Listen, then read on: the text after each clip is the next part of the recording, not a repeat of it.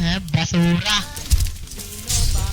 Di ka Basura ka daw, payag ka nun. tropa mo yung nag-modder dito, tumatik sa Nag-modder daw ang puta. Bobo eh. modder pala nga. Nasa palad mo ang pagbabago ng takbo at walang mangyayari kung hindi mo susubukan. Magbukas ka ng isipan, kahit talo may natututunan. Di mo lang alam at di mo maintindihan, lahat ng nangyayari sa buhay natin ay may kanya-kanyang dahilan.